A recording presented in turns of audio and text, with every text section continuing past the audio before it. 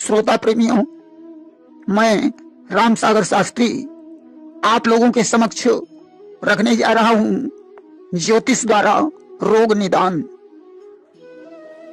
देखिए, ज्योतिष प्रणेता आचार्य बराह मिहिर ने लिखा है कि जीवन के समस्त अवयवों से परिपूर्ण होकर जीव ग्रहों के स्वामित्व से गर्भ से बाहर आता है और जन्म से मरण तक ग्रहों के चक्रव्यूह में फंसा रहता है।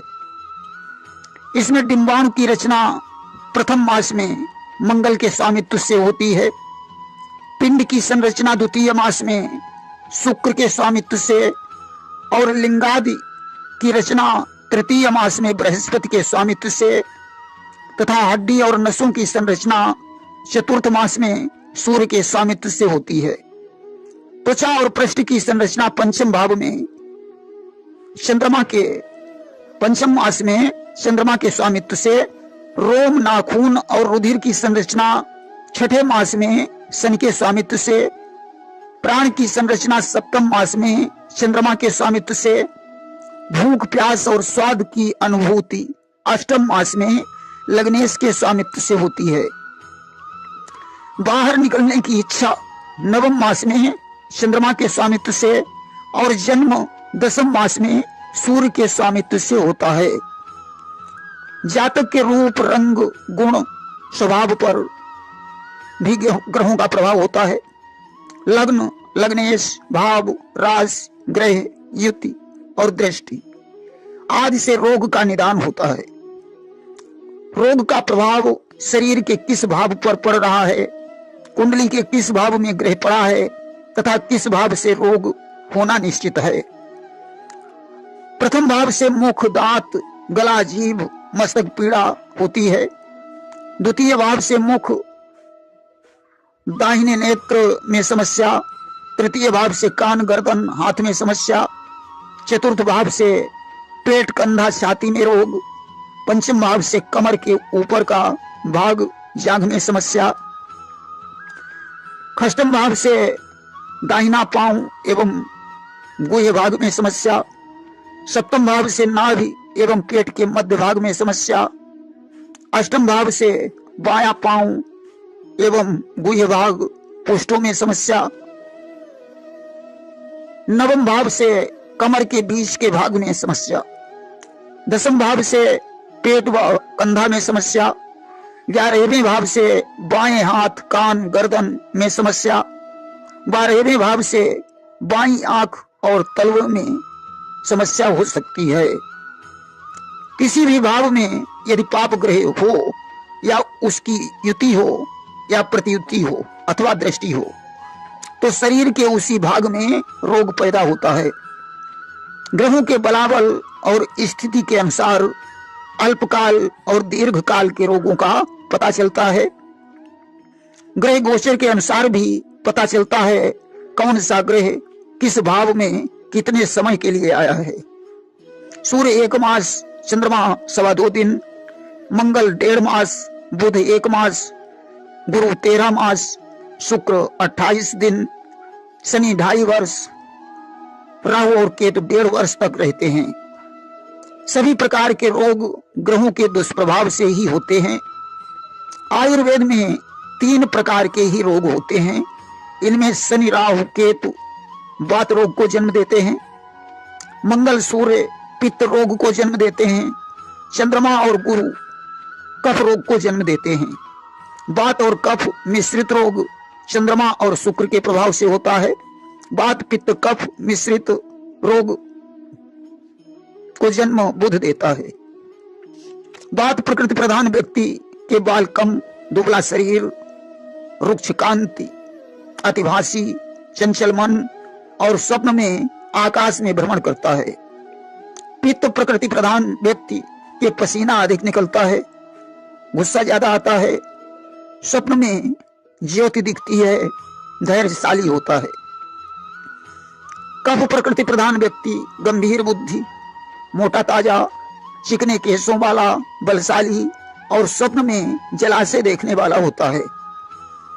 इनमें सूर्य से हृदय रोग, गर्म बुखार, नेत्र पीड़ा, दृष्टि दोष, सिर दर्द, पीठ व पैरों में दर्द, हड्डी रोग, क्योंकि हड्डियों में दांत भी आते हैं इसलिए दांत रोग, रक्त रोग, खास तौर से दाईं आंख में समस्या पैदा होती है।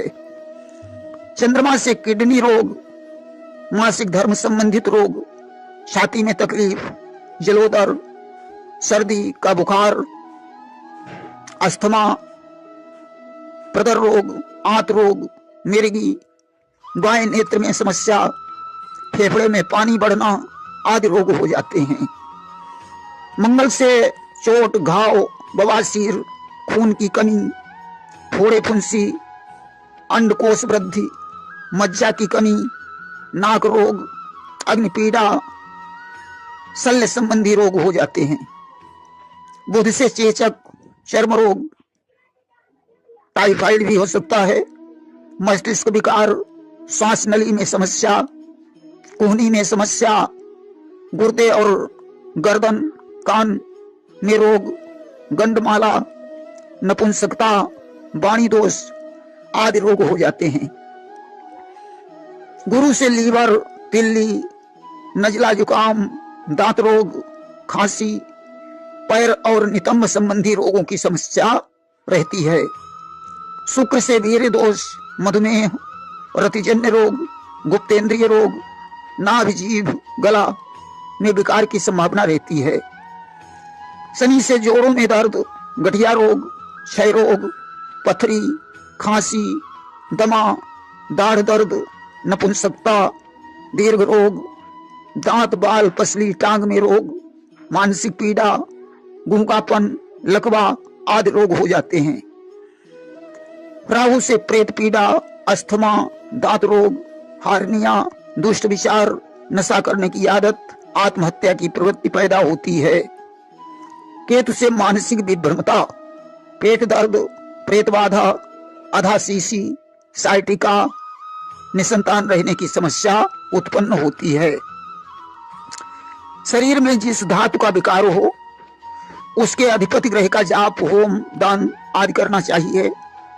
कहा जाता है मंत्र, तीर्थ, ब्राह्मण, देवता, ज्योतिषी और औषधि तथा गुरु, इनमें जिसकी जैसी भावना होती है उसे वैसी ही सिद्धि मिलती है। यदि प्रथम भाव में मेष राशि हो तो सिर पर प्रभाव पड़ेगा। ये राशि अग्नि तत्व की है, अतः सिर दर्द, मस्तिष्क ज्वर की संभावना रहेगी। यदि द्वितीय भाव की वृष राशि हो तो मुख और दाएं नेत्र पर प्रभाव पड़ेगा। पृथ्वी तत्व राशि होने के कारण गले की गिल्टियों में सूजन, डिप्थीरिया, गले का संक्रमण, बहरापन आदि रोग हो सकते हैं। यदि तृतीय भाव में मिथुन राशि हो तो गले और दाएं कान पर प्रभाव पड़ेगा। यह राशि वायु तत्व की होने के कारण फेफड़े की सूजन, श्वास रोग, दमा, रक्तहीनता आदि रोग हो सकते हैं। यदि चतुर्थ भाव में कर्क राशि हो तो छाती में रोग की संभावना होगी। जल तत्व की राशि होने के कारण अपच, हिचकी, जुकाम, जलोदर की संभावना रहेगी। यदि पंचम भाव में सिंह राशि होगी तो हृदय पर प्रभाव पड़ेगा। अग्नि तत्व की राशि होने के कारण हृदय रोग, रीढ़ की हड्डी में समस्या, मस्तिष्क की नाड़ियों में सूजन हो सकती है। यदि छठे भाव में कन्या राशि हो तो पेट और आमाशय पर प्रभाव पड़ेगा। पृथ्वी तत्व की राशि होने के कारण कुपोषण, अतिसार, कब्ज, हैजा, टाइफाइड होने की संभावना रहेगी। यदि सप्तम भाव में तुला राशि हो तो प्रभाव कमर पर पड़ेगा। वायु तत्व की राशि होने के कारण मधुमेह, एक्जिमा, कमर दर्द, त्वचा रोग की संभावना रहेगी। यदि अष्टम भाव में वृश्चिक राशि हो तो प्रभाव गुप्तांग पर पड़ेगा। जल तत्व की राशि होने के कारण भगंदर, जनन इंद्रिय रोग, नासूर, नक्सीर आदि रोग हो सकते हैं। यदि नवम भाव में धनु राशि हो तो प्रभाव जंघाओं पर पड़ेगा। अग्नि तत्व की राशि होने के कारण नितंब एवं जांघों में रोग, गठिया और दुर्घटनाओं की संभावना बढ़ जाएगी। यदि दसम भाव में मकर राशि हो तो प्रभाव घुटनों पर पड़ेगा। पृथ्वी तत्व की राशि होने के कारण एक्जिमा, कुष्ठ रोग, घुटनों में कमजोरी हो सकती है। यदि 11वें भाव में कुंभ राशि हो तो प्रभाव पिंडली और बाएं कान पर पड़ेगा। वायु तत्व की राशि होने के कारण टांगों और टखनों में दर्द की सूजन की संभावना रहेगी। यदि 12वें भाव में मीन राशि हो तो प्रभाव तलवों और बाईं आंख पर पड़ेगा। जल तत्व की राशि होने के कारण गठिया, जलंधर, गिल्टी रोग की संभावना रहेगी। कुंडली का 6वां भाव बीमारी का होता है। इसका संबंध 8वें और 12वें से होता है। इन भावों में स्थित ग्रह की दशा, अंतरदशा, प्रत्यंतर दशा बीमारी का कारण बनती है। ग्रहों का अध्ययन करने के पश्चात रत्न, उपरत्न, जड़ी धारण करके, कवच धारण करके, यंत्र धारण करके, दान करके, जाप करके, हवन करके, टोटके अपनाकर रोगों के प्रभाव को कम किया जा सकता है। प्रेम से बोलिए वृंदावन बिहारी लाल की जय।